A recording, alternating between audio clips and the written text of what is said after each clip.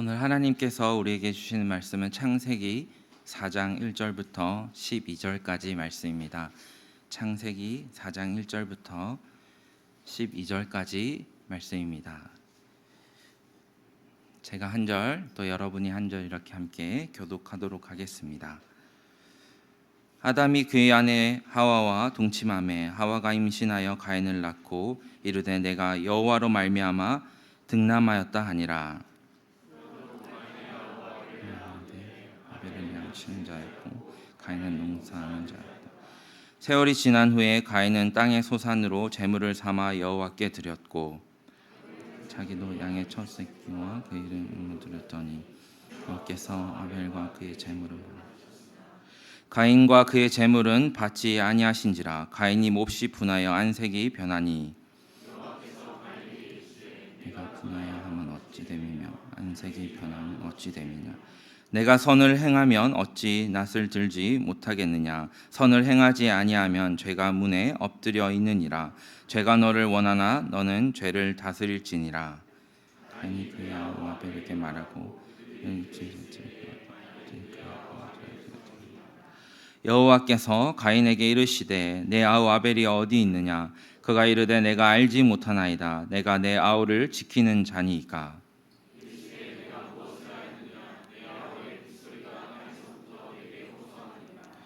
땅이 그 입을 벌려 내 손에서부터 내 아우 피를 받았은즉 내가 땅에서 저주를 받으리니 내가 밭을 갈아도 땅이 다시는 그 효력을 내게 주지 아니할 것이요 너는 땅에서 피하며 유리하는 자가 되리라. 아멘. 하나님 나라로 본 창세기 18번째 참된 예배와 자아의 우상성이라는 제목으로 목사님께서 말씀 전해 주시겠습니다.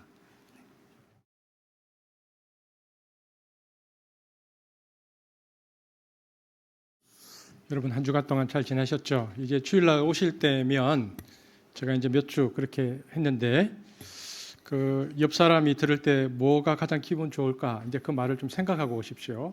우리 옆 사람에게 상대방이 들었을 때 가장 기분 좋을 만한 말 한번 해주시죠. 오늘 처음 보시는 분도 축복해 주시면 됩니다. 가장 기분 좋을 만한 말.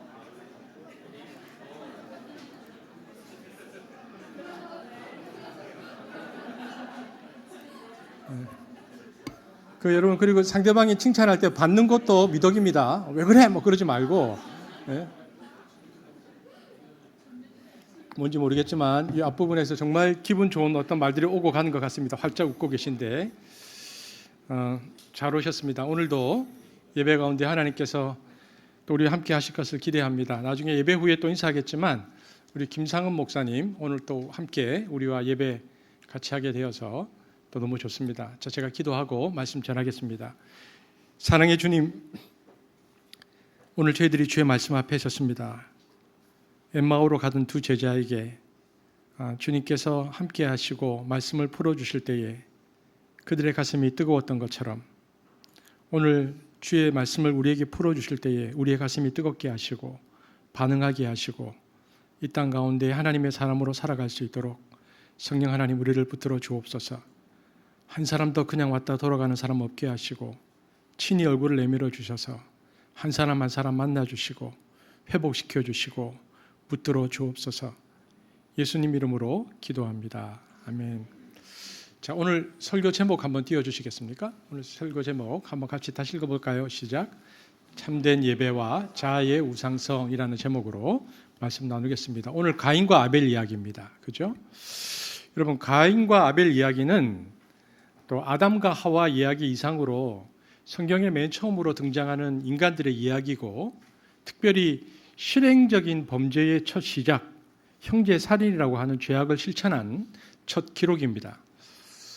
형제살인이라는 이 본문을 다루면서 그런데 이 사건을 개인 인격으로 보지 않고 집단 인격의 표현으로 보는 해석도 있습니다. 이 본문 주로 프랑스의 구약학자들, 특별히 천주교 쪽에서 그런 해석들을 좀 많이 하는데 이 사건을 개인의 인격과 내면으로 보지 않고요 구조로 해석하기 때문에 구조주의다 이렇게 이야기도 하는데 그렇게 주장하는 사람들의 내용은 이런 것입니다. 아벨은 한 개인을 말하는 것이 아니고 당시의 유목민을 대표한 인격의 집단이고 집단이고 가인은 당시의 농경민을 대표한 인격의 집단이라고 보는 것입니다. 인류가 유목민에서 농경민으로 바뀌어 왔는데 농경민족들이 나중에 터를 잡고 도시를 건설하게 되는데 그 장면이 바로 창세기 4장의 에녹 도시의 건설이라고 보는 것입니다. 창세기 4장 17절. 이제 농경민족들이 터를 잡고 도시를 건설하는 장면인데요. 17절 읽어보겠습니다. 시작. 가인이 그때 가인은 도시를 세우고 그 도시를 자기 이름을 따서 에녹이라 하였다. 가인이 에덴을 떠나서 노 땅에서 처음으로 에녹이라는 시티를 건설했다. 이렇게 돼 있죠. 도시를 처음 만들고 문명을 건설해 나갔기 때문에 가인이야말로 그 당시로는 새로운 농업 문명의 흐름을 타고 강자가 된 자들을 대표하는 인격이라고 보는 것입니다. 그리고 이 강자들이 약자를 수탈하고 또 억압하고 죽였다라고 보는 거죠. 그래서 보면 농경민과 유목민의 갈등은 고대로부터 오래된 싸움이었는데 바로 그것을 가인 아벨 이야기로 묘사한 것이다. 이렇게 해석을 한다는 것입니다. 출애굽할 때도 보면요. 이스라엘은 유목민 전통이 있었고 괴롭혔던 이집트의 파라오는 다 농경 도시 국가입니다. 그래서 가인 아벨 사건은 농경 제국과 유목민 사이의 갈등이 여기에 반영된 것이다. 이렇게 이야기하는데 나중에 히브리인들이 적용을 그렇게 할 수는 있을지 몰라도 그것이 갈등의 원인이다라고 보기에는 좀 무리한 해석이다라는 생각을 제가 하게 되었습니다. 여러분 그렇다면 성경 전체를 보고 성경 전체를 명확하게 살펴보고 특별히 오늘 본문뿐만 아니라 가인에 관한 신약 성경에 예수님께서 언급한 부분도 있고요. 사도 요한이 언급한 부분도 있는데 이 모두를 보면 집단 인격의 한 표상 이미지가 아니고 한 사람으로 개인 인격으로 이 본문이 다루어지고 있다는 것을 보게 되었습니다. 우선 이 이야기를 우리가 살펴보면 이 갈등이 어디에서부터 시작되었는가 하는 것입니다. 그것은 농사를 짓느냐 유목민이냐라는 문화적 문제의 갈등이 아니고 성경은 제사로 인한 갈등이었다라고 우리에게 말해주고 있습니다. 하나님이 가인의 제사는 거부하셨고 아벨의 제사는 받으셨다. 이것이 갈등 문제의 시작이다라고 성경이 말하는 것이죠. 그렇다면 우리가 이 본문을 놓고 생각할 때 하나님은 왜 가인의 제사는 거부하시고 아벨의 제사는 받으셨는가라는 문제입니다. 이때 우리가 쉽게 해석하고 생각하는 방식이 뭐냐면 아벨은 이스라엘 제사의 전통, 즉 양을 가지고 속죄하는 전통을 따라서 제사를 드렸기 때문에 이것의 의미는 인간이 자신의 죄성과 원죄를 인정하는 것이고 이 죄를 극복하는 방법은 오직 대신 죽는 속죄양을 통해서만 극복해야 한다는 것을 아벨은 인식했고 그 인식이 반영된 예배를 하나님께 드렸기 때문에 하나님이 그 예배를 기쁘게 받으셨다라는 것으로 우리가 해석을 하곤 합니다.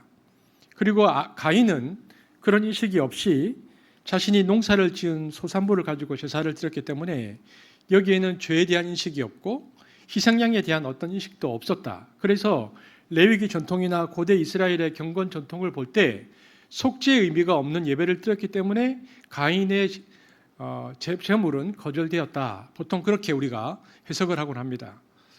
그런데 과연 이 해석이 맞는가에 관해서는 우리가 한번 검토를 해볼 필요가 있습니다. 하나님께서 제물의 종류 때문에 아벨의 제사는 받으시고 가인의 제사는 과연 거절하셨는가라는 부분입니다. 곡식의 소재를 가지고 드린 것을 속죄의 의미가 없으니까 하나님께서 거절하셨다. 그러니까 농작물로 예배를 드리면 하나님께서 거절하셨다. 이렇게 보면 이게 레위기 사상과도 틀립니다. 레위기에 보면요, 히브리어로 민하라고 해서 곡식, 채소와 열매를 가지고 하나님께 예배를 드리게 되어져 있는데 하나님께서는 그것을 받으셨습니다. 그러니까 하나님은 곡식 제사를 받으시는 분이십니다. 그러니까 오늘 본문을 해석할 때 제물의 종류라든지 제물의 종류 차이 때문에 하나님이 양은 받았고 곡식 제사는 받지 않았다라고 말하기는 어렵습니다. 제물의 종류 차이라고 보기는 어렵다는 거죠. 그렇다면 왜 가인의 제사는 받지 않았고 아벨의 제사는 받으셨는가? 이유는 제물 그 자체에 있는 것이 아니라 제물을 드리는 사람의 자세와 태도에 있다는 것을 우리가 결론 내릴 수 있습니다. 본문을 보면 되는데요. 성경은 가인과 아벨 두 사람의 예배드리는 태도를 의도적으로 구분해 놓았습니다. 4장 3절, 4절, 5절을 읽을 텐데 여러분 가인과 아벨의 예배가 어떻게 다른지 성경이 어떻게 의도적으로 구별해서 이 본문을 썼는지를 한번 염두에 두시고 읽어보시면 좋겠습니다. 함께 읽어보겠습니다. 시작. 세월이 지난 후에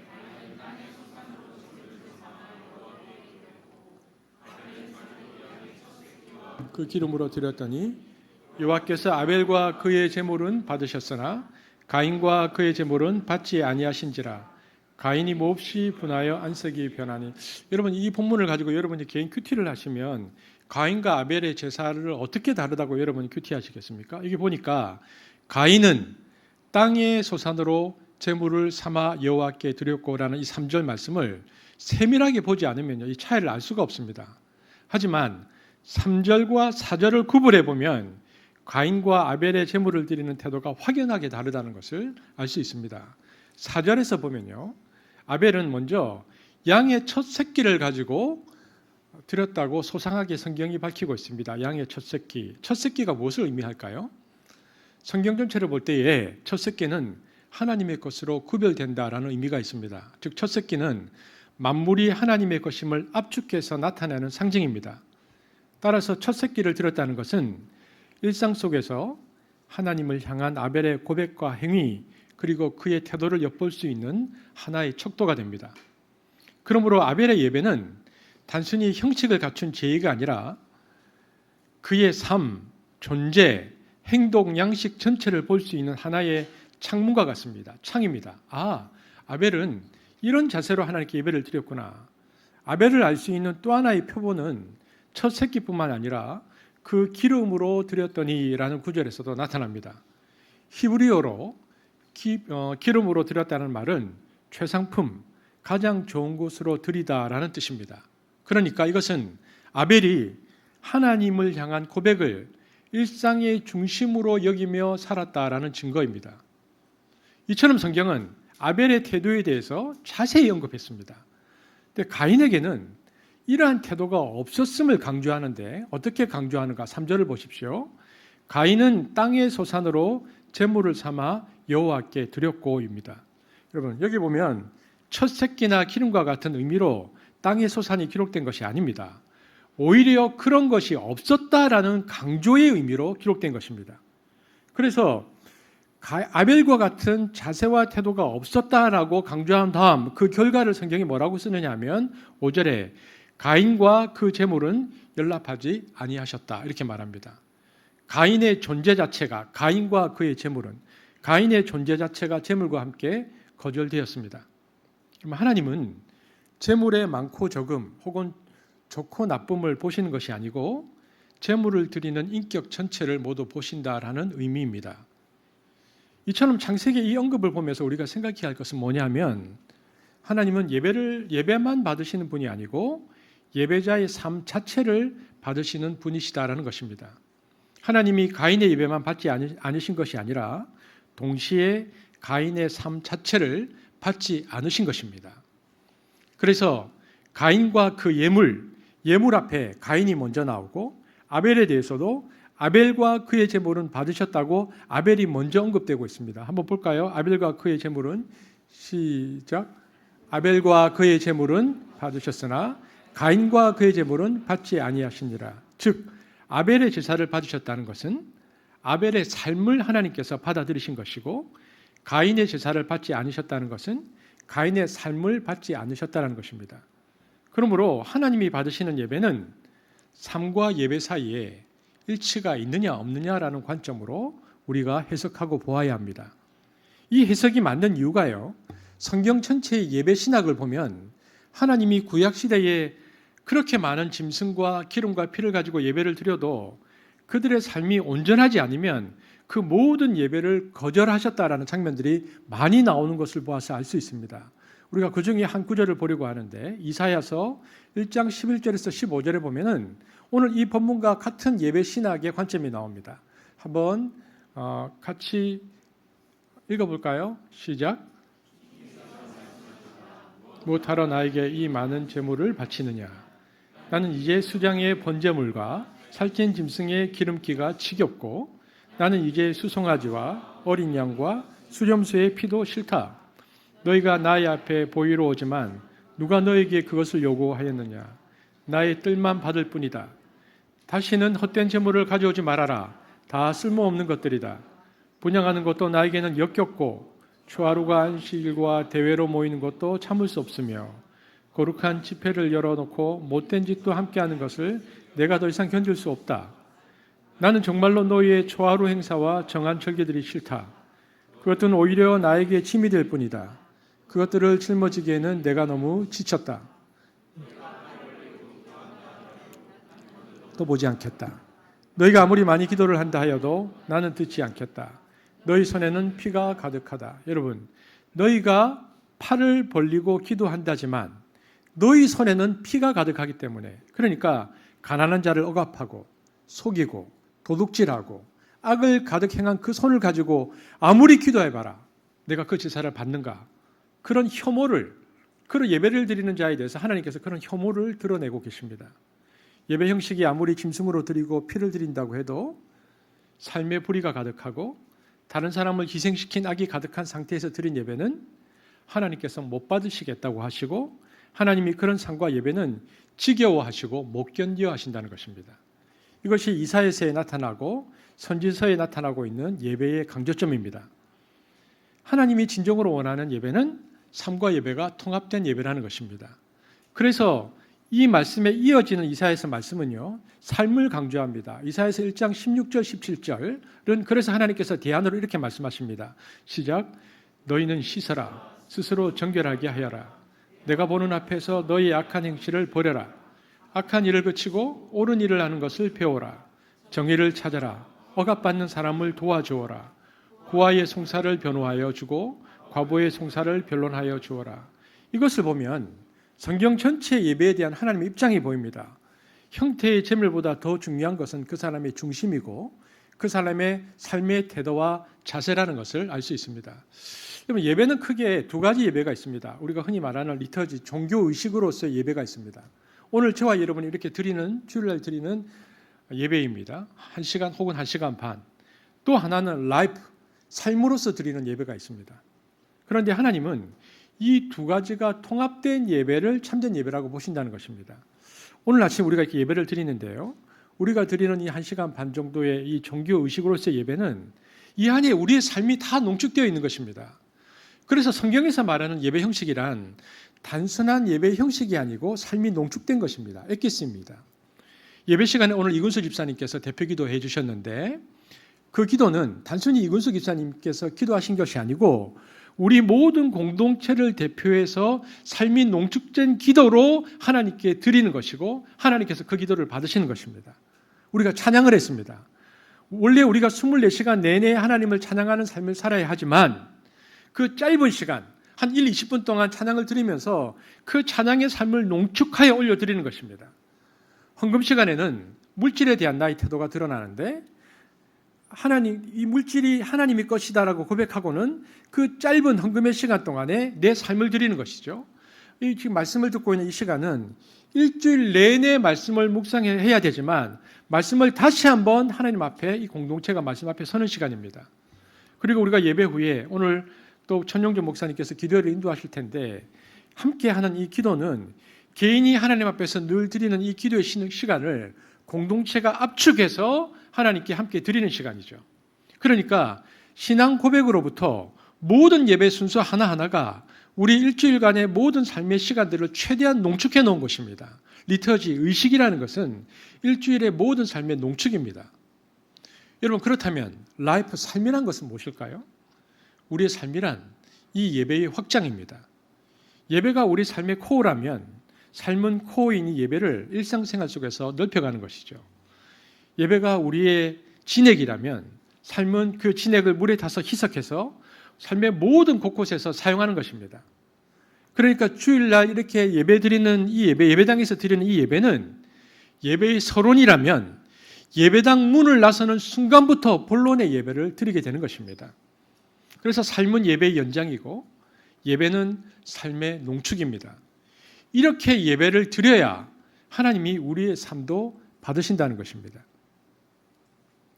삶과 예배의 일치에 관한 신학을 잘 보여주는 것이 사도 바울에 관한 예배에 대한 입장입니다. 로마서 12장에서 사도 바울은 하나님께서 기뻐하시는 참된 예배란 무엇인가를 우리에게 밝혀주고 있습니다. 우리가 잘 아는 구절인데 함께 읽어보겠습니다. 시작. 그러므로 형제들아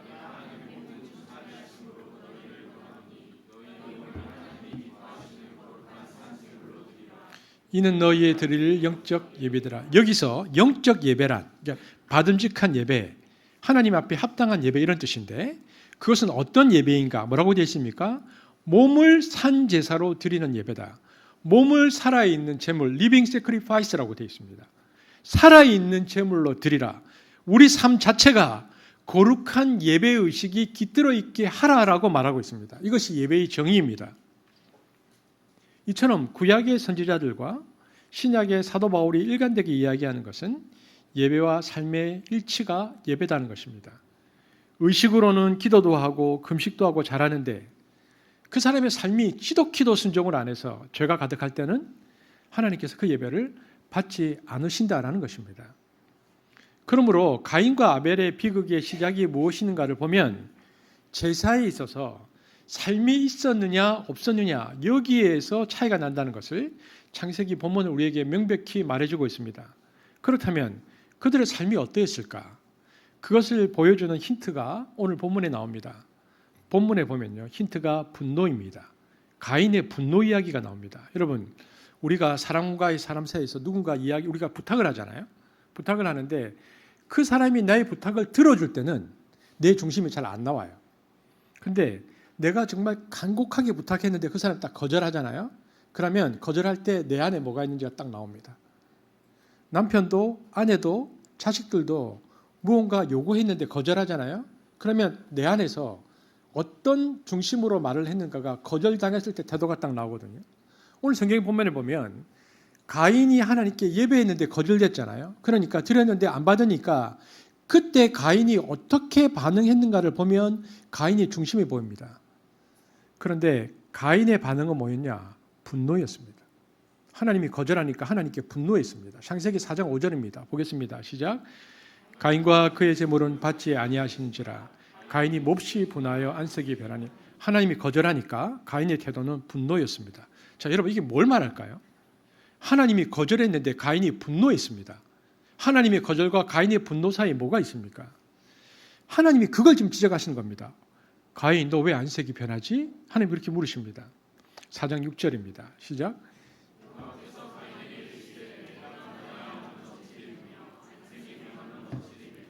여러분 분노했다는 것은 가인의 중심을 우리식으로 얘기하면 이런 겁니다. 딱 분노했잖아요.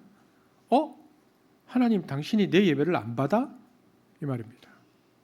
자기 예배를 지금 가인이 절대적으로 여기고 있는 것입니다. 신이라도 내 예배는 받아야지 이 말입니다. 날 거절해? 이 말입니다. 여기에는 이미 나는 피조물이고 당신은 하나님입니다라는 의식이 없습니다. 자기가 신입니다.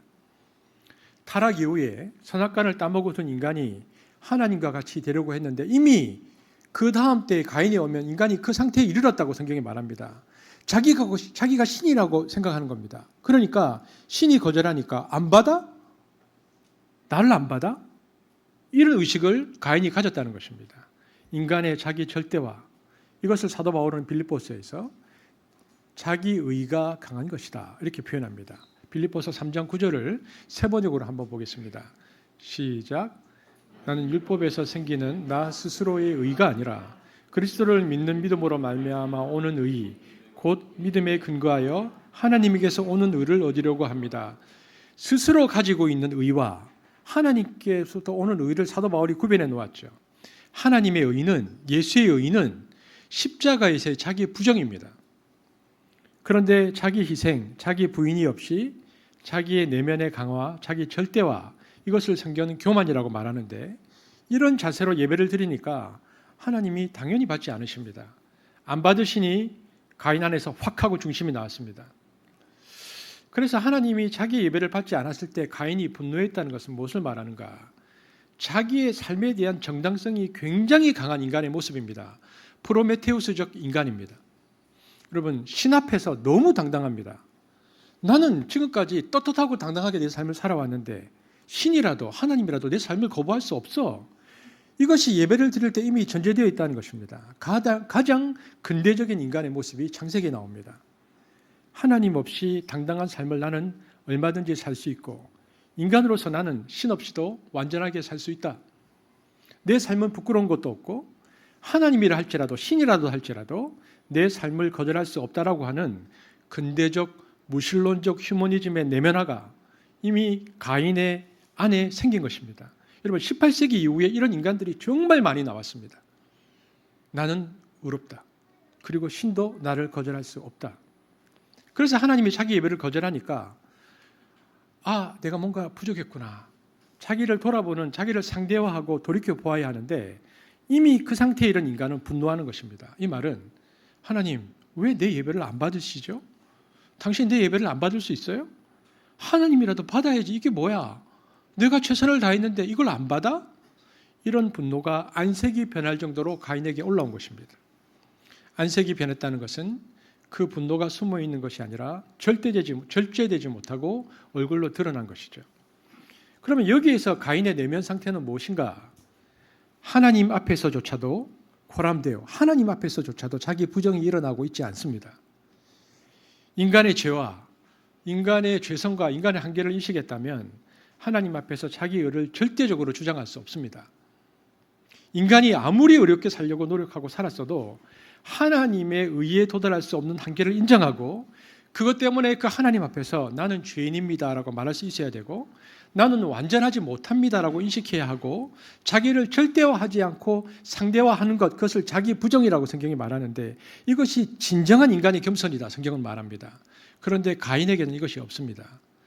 대신 가인의 내면은 사도 바울이 말했던 것처럼 자기 의가 절대화되고 있습니다. 소위 말하는 자기 의, 스스로 의롭다라는 의식이 꽉 차 있습니다. 그래서 하나님이 이 예배를 거절하시자 그는 자기의 예물을 받으시지 않았다고 분노하며 안색까지 변합니다. 이것은 한마디로 자기 절대성, 소위 자기 우상화에 빠진 모습입니다. 하나님이라도 내가 열심히 살고 최선을 다해서 살아왔던 내 삶, 나의 의를 거절하거나 부정할 수 없어. 그리고 하나님이 내 예배를 거절해, 신이 내 예배를 거절해, 감히 이런 의식을 갖는다는 것입니다. 이 내면 상태는 자기 절대화인데 이 상태는 이미 인간이 악마적 상태에 이른 것입니다. 왜냐하면 하나님 앞에서 자기 절대성에 빠진 첫 번째 피조물이 마귀입니다. 하나님이 피조한 피조물 중에 루시퍼라고 마귀가 천사장이었는데요. 최고의 피조물이었기 때문에 어느 날 그가 착각에 빠집니다. 그가 너무나 피조물 중에서 완벽했거든요. 완전했던 피조물이었던 마귀는 천사장이었던 그는 자신은 너무 전능하고 자기를 볼 때 자기는 너무 아름다웠고 객관적으로 보았을 때 너무 완벽해서 저 전능하신 하나님, 자기보다 더 아름다운 하나님이 있다는 것을 인정하고 싶지 않은 내면 상태에 들어간 것입니다. 소위 말해 자뻑에 빠진 거죠. 내가 이토록 완벽한데 이것이 자기 우상성이라는 것입니다. 자기가 하나님이 된 것입니다. 자기에 대해서 자기에게 도취된 거죠. 그래서 객관적으로 내가 더 굴복하고 인정해야 할 그분을 인정할 수 없는 심리 상태로 들어간 거죠. 이것을 나르시시즘이라고 말하는 겁니다. 여러분 오늘 예배를 드릴 때 자아가 강한 분들 하나님 앞에서 늘 조심해야 됩니다. 자신의 생각과 판단이 항상 옳다고 생각하시는 분들 하나님께서 자기의 생각에 동의해 주지 않을 때 안색이 변할 수 있습니다. 자기 의가 지나치게 강하고 자기의 생각을 항상 절대적으로 여기는 사람들은 하나님이 자신의 생각 그리고 자신이 생각했던 방법, 자신이 생각했던 속도에 동의해 주지 않을 때에 분노를 느끼고 그 마음에 고통을 당할 수 있습니다. 하나님 나한테 왜 이러시지? 내가 그동안 신앙생활 한 게 얼마인데 하나님 나한테 도대체 왜 이러시지? 그리고는 더 힘든 것은 하나님께서 나는 그렇게 대하시는데 다른 사람을 인정하는 것을 견디지 못합니다. 나한테는 이렇게 인식한데 저 사람은 인정해? 내 삶은 이런데 하나님이 저 사람은 축복해? 견디지 못하는 것입니다. 여러분 이런 사람들의 특징이 뭔지 아십니까? 분노가 많습니다.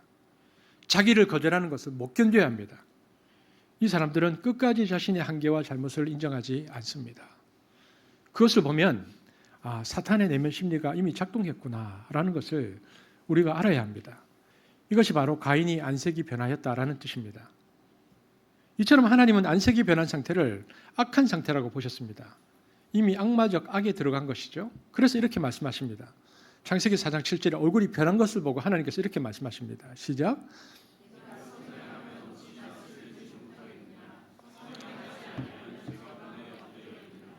죄가 너를 원하나 너는 죄를 다스릴지니라. 여러분 이 창세기 4장 7절에 보면 창세기에 이런 구절들이 많이 나옵니다. 이게 시형 구조로 되어 있거든요. 히브리어로 보면 이 시형 구조가 창세기 3장 16절의 시형 구조와 구조가 똑같습니다. 구조로 보면 이런 것입니다. 한번 볼게요. 창세기 3장 16절 이렇게 되어 있습니다. 시작. 너는 남편을 원하고 남편은 너를 다스릴 것이니라 하시고 되어 있죠. 근데 방금 읽었던 4장 7절 시작. 죄가 너를 원하나 너는 죄를 다스릴지나. 이 원하다라는 이 두 단어가 같습니다. 그리고 구조가 똑같습니다. 그러니까 보면 하와가 남편을 원한다고 할 때 이 원함이 순수하게 좋아한다는 뜻이 아닙니다. 그렇다면 타락한 후에 하와가 남편을 원할 때는 어떻게 원했다는 것입니까? 남편을 지배적 욕구로 원했다는 뜻입니다. 세번역이 창세기 3장 16절을 세번역이 번역을 그래서 아주 잘 해놓았습니다. 세번역이 정확한 해석인데요. 보겠습니다. 시작. 남편이 너를 다스릴 것이나. 이 지배하려고 해도가 원하라고 되어 있습니다. 아까 기억개정에. 그러니까 그때부터는 원한다는 표현이 네가 남편을 타락한 이후에 지배하려고 해도라는 뜻입니다. 지배하려고 원하는 것입니다. 이미 관계가 깨어졌고 아담과 하와의 관계에서 문제가 생겨서 아담을 거부하는 하와의 마음이 무엇으로 표출되었는가? 그때부터 남편을 지배하려는 욕구를 가졌다는 것입니다. 그런데 지배 욕구가 아담은 어떤 형태로 드러났냐면 사랑이라는 형태로 나타났습니다. 여러분 이런 것을 병든 사랑이라고 말합니다. 우리 주변에 보면 누구를 사랑하면서 지독하게도 그 사람을 지배하려는 사람들이 있습니다. 그래서 다 거기서 비극이 시작됩니다. 진짜 사랑하면 상대방을 자유롭게 놓아줄 수 있어야 합니다. 놓아주지 못하고 집요하게 집착하고 지배하려는 사랑은 진짜 사랑이 아닙니다. 이처럼 하와가 타락한 이후에 남편에게 나타냈던 사랑은 병든 사랑, 타락한 사랑이었습니다. 그런데 오늘 본문에서 저와 여러분 읽었던 오늘 4장 본문에서 그 문장을 그대로 가져와서 창세기 기자가 씁니다. 타락 이후 하와에게서 일어났던 그 상태가 지금 그대로 가인에게 일어났단 말입니다. 4장 7절에 보면. 그러니까 하와가 지배적 욕구로 너를 원하나 너는 하와를 다스리라고 말했던 것처럼 죄가 너를 원하지만 너는 죄를 다스려야 한다고 이야기합니다. 이처럼 동일한 동사가 주어지고 시형 구조가 똑같다는 말은 무엇을 말합니까? 가인과 아벨의 갈등은 어떤 갈등이 다시 반복되고 있는 것입니까? 아담과 하와의 갈등이 증폭되고 있다는 의미입니다. 죄의 확장성을 성경이 우리에게 말해주고 있는 것입니다. 그래서 지금 가인의 상태를 성경은 이렇게 말합니다. 4장 7절의 한 문장으로 보겠습니다. 4장 7절 시작. 죄가 문 앞에 엎드려 있느니라. 딱 이 상태입니다. 이 말은요 어떤 뜻이냐면 히브리어 뜻으로는 사자나 곰이 먹이를 잡으려고 딱 웅크리고 있는 그 직전의 모습을 가르치는 것입니다. 딱 움직이면 문만 열면 사로잡을 모습인데 이게 죄를 짓기 일보 직전의 모습을 가리킵니다. 이것은 자기 절대화가 죄를 짓기 일보 직전 상태라는 것을 말해주고 있습니다. 자기를 절대로 생각하는 사람들. 이처럼 동일한 동사가 주어지고 시형 구조가 같다는 것은 무엇을 말하는가? 가인과 아벨의 갈등은 어떤 갈등이 다시 반복되고 있는 것인가? 이야기한 것처럼 아담과 하와의 갈등이 증폭되고 있다는 것을 말하고 있습니다. 부모 갈등이 똑같이 한 대로 가서 형제 갈등으로 그대로 갑니다. 여러분 죄라는 것이 그대로 복사가 됩니다. 여러분 신학에서는 이것을 오염이라는 단어를 씁니다. 원죄와 죄의 오염.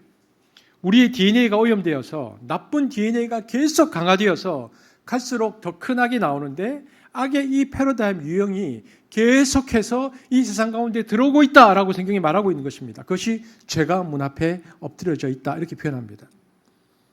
결국 인간의 첫 살인이 무엇이었냐고 하는 것인데요. 이것은 죄에게 져서 죽인 겁니다.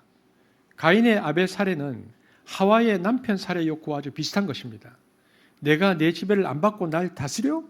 보복하고 싶은 하와의 욕구, 그리고 남편이 아내를 지배하려는 이 지배 욕구가 마지막에는 살해로 드러난 것입니다. 여러분 이때부터 이야기 양상이 달라집니다.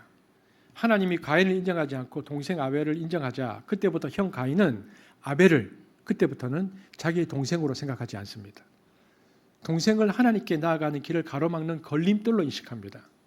시기와 질투의 대상, 차라리 제거해버리면 좋을 대상으로 인식하죠. 저자만 없었다면 내가 하나님 앞에 홀로 단독으로 나갈 수 있는데라고 생각한 것입니다. 가인은 결국 이 시기와 분노를 다스리지 못하고 아벨을 죽입니다. 속에서부터 끓어오르는 증오와 분노를 그는 다스리지 못합니다. 하나님은 가인에게 너는 악한 상태, 죄가 움켜쥐어 있는 그 상태에서 그 악한 마음을 이겨내어서 죄를 이겨내야 한다라고 얘기했는데 이 상태에서 가인이 실패한 것이죠. 문 앞에 웅크리고 있는 분노와 살해 욕구가 들어와서 가인을 지배하는 상태가 되었고 이해할 수 없는 하나님의 차별의 마음이 상한 가인은 그 소리를 귀담아 듣지 않았습니다. 그리고는 아벨을 들로 유인해서 쳐 죽이고 맙니다. 우리는 여기에서 생각할 부분이 있습니다. 가인이 안색이 변하고 분노했고 이 분노는 동생을 죽였는데요. 가인이 분노했다면 이 분노는 누구를 향한 분노입니까? 여러분, 가인의 분노는 하나님을 향한 분노입니다. 그래서 이 하나님을 향한 분노가 누구에게 옮겨가서 죽입니까? 하나님이 예배를 받은 아벨에게 전이돼서 죽인 것입니다. 그러므로 가인의 아벨 살해는 누구 살해인가? 하나님 살해입니다. 가인은 하나님을 죽여버린 겁니다. 이 본문이 의미하는 바는 이때부터 인간은 신을 죽이고 싶은 충동, 이런 불합리한 세상을 만들고 자기 논리에 맞지 않는 일을 일으키는 신에게 분노하고 이런 신은 차라리 필요 없고 차라리 없는 것이 낫다. 그래서 16세기에서 18세기 이후에 생긴 신 없음에 대한 인간의 모든 문화들은 사실 가인의 이 문화에 기인한 것입니다. 그래서 이 가인의 아벨 살해는 하나님 살해입니다. 인류의 역사도 16세기 이후에 신은 죽었다라고 말하고 신을 없애버립니다. 그리고 그때부터 인간이 세상의 중심이 되려고 하는 역사가 시작되어집니다. 그때 하나님이 나타나서 묻습니다. 가인아, 아벨이 어디 있느냐? 그러자 죽여놓고 나서 뭐라고 말하냐면 내가 내 아우를 지키는 자니까라고 말합니다. 이것은 뭘 말합니까? 철저한 타자성입니다. 어떤 역본에서는 이렇게 말합니다. 내가 그 목자를 지키는 자니까라고는 번역도 있습니다. 무슨 말입니까? 더 이상 가인에게 있어서 아벨은 아우가 아닙니다. 더 이상 형제가 아닙니다. 문화와 직업이 다른 타자에 불과합니다. 그러면 이런 모습이, 철저한 타자성의 이런 모습이 종교적 형태로 드러난 사람이 누구입니까? 이 사람들이 예수님 당시의 바리새인들입니다. 이들은 가인들입니다. 바리새인들은 가인과 똑같이 자기 의가 절대화되어 있습니다. 자기들이 지키고 있는 율법 이데올로기가 의의 이데올로기입니다. 그래서 나는 깨끗하고 정당하다고 생각했습니다. 이들은 이 율법을 반대하거나 율법에 의해서 정죄된 죄인을 용서하는 예수를 인정할 수가 없었습니다. 자기들의 율법주의 체제의 절대화가 이미 이루어졌는데 이 체제에 반하는 예수의 태도를 그들이 용납할 수가 없죠. 그래서 세리들과 죄인들뿐만 아니라 그들을 옹호하는 예수를 죽이자. 그래서 예수를 죽입니다. 그래서 그 예수는 아벨을 말합니다. 그 가인 바리새인들에 의해서 아벨 예수가 죽는 것입니다. 바리새인들의 이런 태도에 대해서 예수님께서 뭐라고 말씀하셨는가? 마태복음 23장 33절에 이렇게 말씀하십니다. 시작.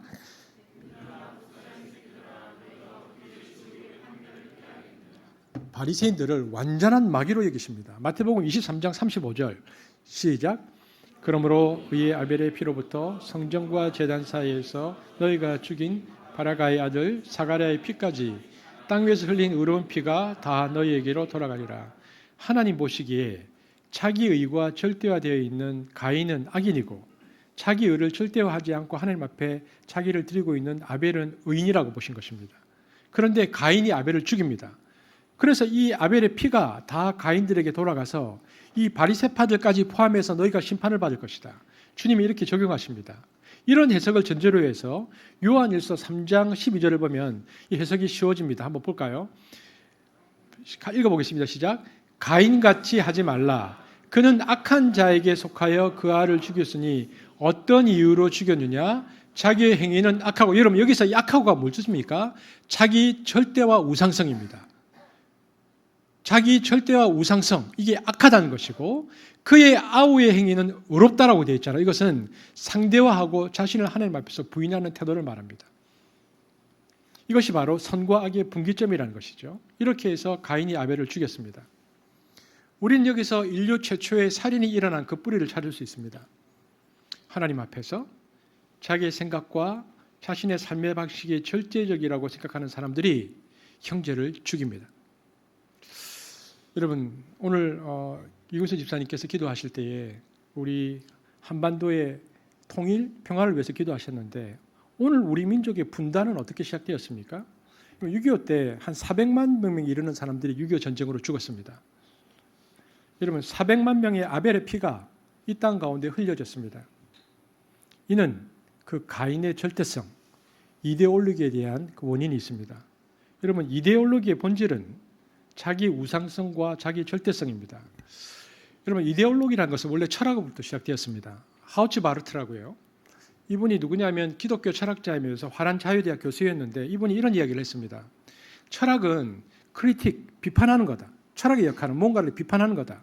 그런데 어느 날 철학이 비판을 허락하지 않는 겁니다. 자기 철학에 비판하는 자를 다 가두고 죽이고 복종만을 요구한다. 철학이. 크리틱에서 커미트먼트로 바뀐다. 순종과 복종만을 요구한다. 이런 현상을 철학의 종교화 현상이라고 부릅니다. 그것이 이데올로기다. 그러니까 여러분 이데올로기라는 것은 자기 비판, 자기 성찰, 자기 상대화가 가능해야 되는데 못하는 겁니다. 비판하면 다 죽이죠. 여러분 지난 200년 동안 전 세계가 이 이데올로기 전쟁을 했습니다. 한국은 가장 나쁜 방식으로 했습니다. 전쟁이라는 방식으로. 사회주의와 자본주의라는 두 이데올로기가 절대성을 갖기 시작해서 이 땅에 전쟁이 벌어졌고요. 형제의 피, 아벨의 피가 400만이나 이 땅에 흘려졌습니다. 여러분 그래서 우리는 나하고 사상이 다른 사람이 내 옆에 존재하는 것이 본능적으로 겁나고 무서운 겁니다. 왜? 어느 날 상황이 바뀌니까 그 사람이 완장 차고 와서 다 잡아다가 철사줄로 묶어서 미아리 고기를 데려가서 다 죽인 겁니다. 6.25 때 보면. 그러니까 무서운 거죠. 그 얘기를 부모에게 듣고 자랐으니까. 언제든지 저 사람은 잠재적 원수가 될 수 있다. 지금은 이웃집 남자인데 어느 날 완장을 차고 와서 나를 죽일 수 있다. 그러니 전쟁 끝나고 나서 어떻게 해야 됐습니까? 빨간 사상만 가지고 있으면 무조건 미리 잡아서 다 죽여야 됩니다. 그래서 청송감호사 만들어서 평생 못 나오게 솎아낸 겁니다. 북이 그랬고 남이 그래서 남과 북이 세계 유일하게 빨간색, 하얀색만 남은 나라입니다. 분홍색이 없어요. 중도가 없어요. 극우 아니면 극좌입니다. 중도가 나오면 불안한 겁니다. 우리는 그런 역사를 가졌기 때문에 미리 다 잡아 집어넣어야 됩니다. 그래야 안심이 됩니다. 이게 이데올로기입니다. 자기 철학이 절대화되어서 비판을 허락하지 않고 복종만을 요구하는 단계, 이것이 이데올로기의 본성입니다. 그리고 그 결과는 절대화죠. 그렇게 한 이데올로기가 절대화되는 게 굉장히 무서운 겁니다. 그래서 남과 북의 모든 정치 지도자들이 그 이후부터 이데올로기의 우상성에 빠져서 지금 이렇게 살고 있습니다. 여러분 하지만 우리가 기독교인이잖아요. 기독교는 소위 말하는 ISI의 명으로 이즘, 모든 이즘을 반대하는 것입니다. 기독교는 그 어떤 이데올로기도, 그 어떤 이즘도, 그 어떤 주의도 반대합니다. 이데올로기가 종교의 자리에 올라왔은 사람들에게 역사의 유토피아를 만들겠다고 말했지만 모든 혁명 과정에서 흘린 무수한 피들이 그것은 아니다라고 우리에게 지금 고발하고 있는 것입니다. 하나님은 나라 사랑과 민족 사랑이 이즘으로 변해서 절대화되는 것도 물리치십니다. 여러분 민족주의가 절대화되기 시작하면 다른 민족 짓밟기를 쉽게 여깁니다. 독일 나치즘과 일본 군국주의가 그랬습니다. 그래서 우리는 어떤 사상이나 철학이 하나님의 자리로 올라가는 것을 두려워해야 됩니다. 왜냐하면 그때부터 아벨의 피가 땅에서 흘려지기 때문입니다. 그래서 우리 한반도는 이데올로기에 의해서 지금까지 신음하고 있습니다. 그래서 하우츠 바르트는 이 이데올로기는 우상숭배다라고 우리에게 말합니다. 여러분 이데올로기에 사로잡힌 사람들의 특징이 뭔지 아십니까? 분노가 많아요. 그래서 극우나 극좌가요 분노가 많습니다. 그래서 자기 생각이 절대적으로 옳기 때문에 거부당하거나 혹은 받아들이지 않을 때 분노하거나 얼굴이 막 일그러진 상태인데 성경이 하나님이 뭐라고 말합니까? 그것이 바로 네가 죄를 짓기 일보 직전이다라고 오늘 성경 본문에서 말씀하고 계시는 것입니다. 그러다가 나와 생각이 다르면요 나와 다른 놈 잡아다가 죽이는 겁니다. 그래서 아벨이 죽습니다.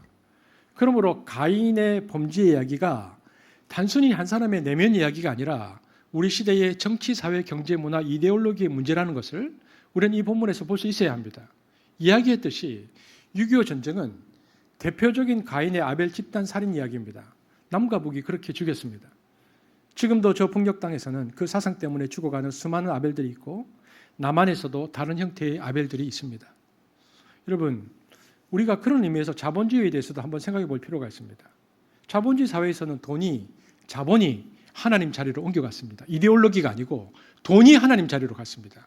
그때부터 돈은 더 이상 우리의 생활을 편리하게 해주는 교환수단이 아닙니다. 그때부터 돈은 만몬, 하나님 대신하는 황금신이 됩니다.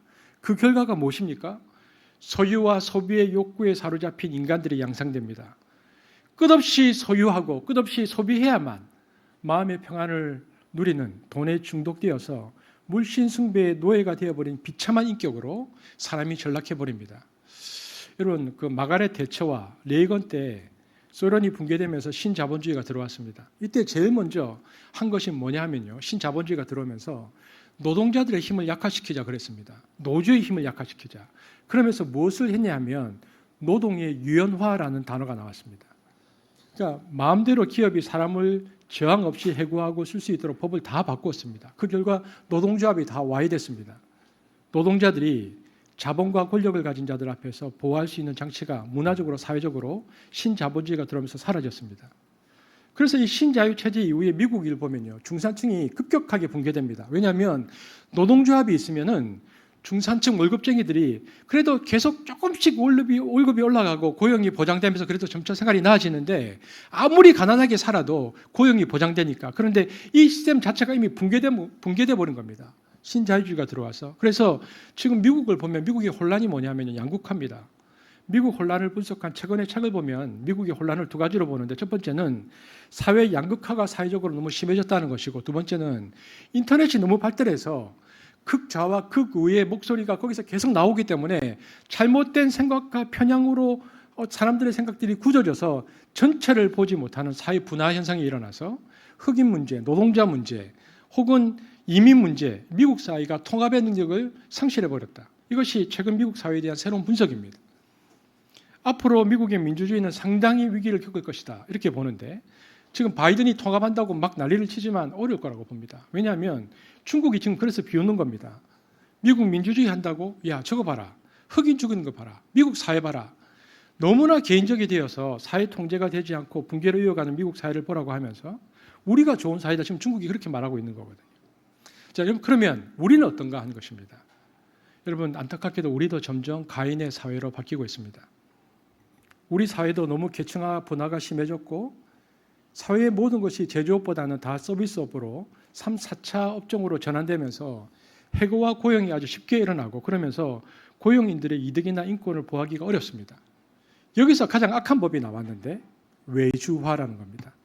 큰 대기업들이 사람이 죽거나 어려운 일들은 자기네들이 안 하고 노동시장에 맡겨서 하청업체에게 줍니다. 그 일들을 하는 사람들은 다 하청업체 직원들인데, 그래서 일하다가 죽어나가도 원청업체 대기업들은 책임을 지지 않습니다. 손해배상이니 뭐든 다 하청업체가 합니다. 어디 가서 받을 데도 없고 하소연할 데도 없습니다. 이 일들이 계속되고 있습니다. 지금도 회개해야 할 것이 뭐냐 하면, 우리 사회적으로 경제 문제로 들어가면 안전에 대한 어떤 조치도 없이 사람들을 막장으로 막 몰아넣고 사람들을 희생시킨다는 것입니다. 비용을 줄이기 위해서. 우리 사회가 이렇게 자본주의의 막바지 수탈적인 경제체제로 돌입했다는 것을 보아야 합니다. 그러므로 더 이상 희생자가 나오지 않도록 애를 써야 되는 거죠. 여러분, 여기 보면 직업고 학생들이 있는데, 직업고 학생들이 전국에서 현장 실습을 합니다. 산재가 너무 많이 발생합니다. 21년에 잘 알죠. 여수 해양과학고 홍정욱 현장 실습 나가서 영세한 업체에 배 밑에 있는 따개비 작업하는 일을 하다가 익사했습니다. 시켜서. 근데 원래 이 친구가 거기서 6개월 정도 아르바이트를 했었거든요. 6개월 동안 아르바이트 할 때는 따개비 작업을 한 번도 안 시켰습니다. 왜냐하면 돈이 많이 들어요. 위험하니까 한 번 들어가면 50만 원, 100만 원을 줘야 되거든요. 그런데 그렇게 하다가 6개월 뒤에 현장 실습으로 딱 전환되니까 전환되자마자 시킨 겁니다. 왜냐하면 그때는 돈을 안 줘도 돼요. 현장 실습생 신분이면 근로기준법 적용도 안 되고 아이들을 시켜서 들어가서 죽는 겁니다. 아이들이.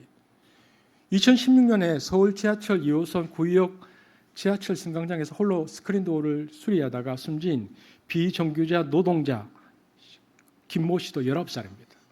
2018년 12월 11일 한국발전기술 소속 계약자인 김용균 씨가 태안발전소 석탄 이송 컨베이어 벨트에 끼어서 그 자리에서 죽습니다. 2021년 4월 22일 평택각 부두에서 용역회사 지시에 따라서 컨테이너 바닥에 이물질 청소 작업을 하던 당시 23살 대학교 3학년이었던 이선호 씨가 300kg가량의 개방형 컨테이너 뒷부분에 날개에 깔린 후에 병원으로 옮겨졌으나 사망합니다. 여러분, 이런 일들이 너무 많이 발생합니다.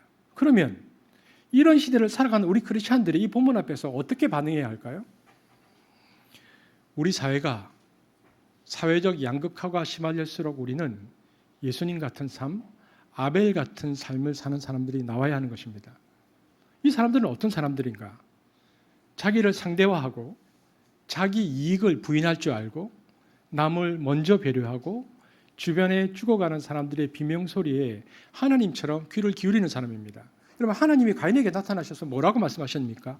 가인아, 땅에서 아벨의 핏소리가 내게 들렸다. 그런데 문제는 뭐냐? 가인은 이 소리를 못 듣는다는 겁니다. 하나님은 들으셨는데 가인은 이 소리를 못 듣습니다. 우리가 하나님의 눈과 귀를 가지고 가인들은 못 보는 것을 봐야 되고 가인들이 못 듣는 것을 듣는 하나님의 눈과 귀를 가져야 하는 것입니다. 그래야 이 땅이 하늘의 뜻이 이 땅 가운데 이루어지는 세상이 되는 것입니다. 오늘 이 자아의 우상성, 자기 이익의 절대화, 자기 부정을 못하는 인격, 그런 문화가 얼마나 우리 시대를 가인의 세상으로 만들어가고 있는지, 우리들 자신도 가인의 인격으로 점점 영향받고 얼마나 변해가는지 우리는 이 본문 앞에서 자신을 겸허하게 겸손하게 돌아볼 필요가 있다는 것입니다. 이제 이 땅에 다시는 무고한 생명들이 죽임을 당하는 일이 벌어지지 않아야 하겠습니다. 사랑하며 살기도 너무 짧은 세상인데 우리가 너무 거칠어졌다는 것입니다. 제가 그림 한 장을 올려드리겠습니다. 저는 이게 빈센트 반 고흐의 씨 뿌리는 사람이라는 그림입니다. 이 본문 앞에서 이 그림이 생각이 났습니다. 이 보면 이 지평선 끝에서는 해를 중심으로 금빛 화살이 사방으로 이렇게 퍼져나가고 있습니다. 농부는 씨앗 주머니를 한 속에 움켜쥐고 다른 손으로는 씨를 뿌리면서 해를 등진 채 넓은 들판을 향해서 힘차게 걸어가고 있습니다. 들판은 파란색 바닥인 양 일렁이고 있습니다. 저는 이 그림을 볼 때마다 생각을 많이 하게 되어지고 쳐다보게 되어집니다. 그리고 가슴이 뛰기도 하죠. 우리가 일상 속에서 이 농부처럼 심는 작고 소박한 평화의 씨가 이 생명 세상의 토대가 될 수 있다는 것입니다. 이 믿음이 우리를 설레게 합니다. 내가 하는 이 작은 노력들이 별것이 아니라 이 세상의 씨앗이 될 수 있다. 그래서 우리 모두는 저 고우의 농부처럼 씩씩하게 역사의 들판에 평화와 생명의 씨앗을 심는 사람들이 되어야 하는 것입니다. 저는 이 본문 앞에서 특별히 가인과 아벨의 이야기를 저희들 다음 주도 할 텐데 이 본문 앞에서 우리가 하나님 앞에 자기를 부정하고 그리고 자기를 절대화했던 것을 상대화하고 그리고 하나님 앞에서 최선을 다하여 평화와 생명의 씨앗을 심으려고 노력하고 무엇보다도 그렇게 하기 위해서 우리의 삶의 모든 영역에서 우리 삶을 하나님께 온전히 예배로 드리는 그런 삶이 우리에게 일어나기를 원한다는 것입니다. 오늘 저와 여러분이 함께 예배합니다. 저는 우리 한숲 성도들에 대한 기대와 그리고 감사가 있습니다. 제가 누군지는 말씀드릴 수 없고 예배 시간이 되면 이 녹화가 다 되기 때문에 지난주에 우리 이제 사역 지원부 모였을 때 그러시더라고. 한 분이 자기가 그 맡은 부서인데 그 부서는 다른 사람을 이렇게 접대해야 되고 그래서 이렇게 술을 할 수밖에 없는 부서인데 자기가 그걸 안 하려고 거부를 하니까 너무 페널티가 많다는 거죠. 근데 제가 그때 그런 얘기했습니다. 제 가슴이 웅장해진다고 표현했습니다. 왜냐하면 우리가 주일날 드리는 이 예배가 아니고 이 예배에 드리는 어떤 가치와 생각과 사상들이 삶의 그 구체적인 그 삶의 정황에서 고민하는 거잖아요. 저는 그것이 진짜 예배라고 생각합니다. 저는 한숲에 있는 성도들이 그렇게 하나님 앞에서 최선을 다하는 삶을 살다가 지금 이곳에서 하나님께 예배를 드리고 있다고 생각합니다. 이제 우리가 예배를 마치면 또 나가서 본격적인 본론인 예배의 삶을 살아갈 텐데 아무리 세상이 우리에게 어떠한 사상과 가치와 이데올로기와 심지어는 그 강력한 자본이 우리를 향해서 뭔가를 요구한다 할지라도 하나님께서 우리에게 요구하시는 평화와 생명의 씨앗, 공평과 정의의 삶을 우리가 살아가기를 소망하고 우리의 삶이 하나님 앞에서 거룩하고 성결하고 온전하고 구별된 삶이 되어지기를 그러한 삶이 되어서 다음 주에 다시 모여 하나님께 온전히 예배를 올려드릴 수 있는 한습이 되어지기를 주의 이름으로 축복합니다. 기도하겠습니다. 사랑의 주님, 감사합니다. 오늘 하나님께 드려지는 우리의 예배 가운데 성령 하나님의 임재를 구합니다. 주님, 우리는 오늘 가난한 마음으로 이 자리에 있었습니다. 하나님, 우리의 예배를 받으시되 먼저 우리의 삶을 보셔서 우리의 삶이 하나님 앞에서 공평과 정의와 평화와 생명을 심는 삶이 되게 하시고 무엇보다 거룩과 성결의 삶이 되게 하셔서 우리의 삶을 통하여 온전히 하나님께 영광 올려드리는 한십의 예배가 될 수 있도록 인도하여 주옵소서. 감사를 드리며 예수님 이름으로 기도합니다. 아멘.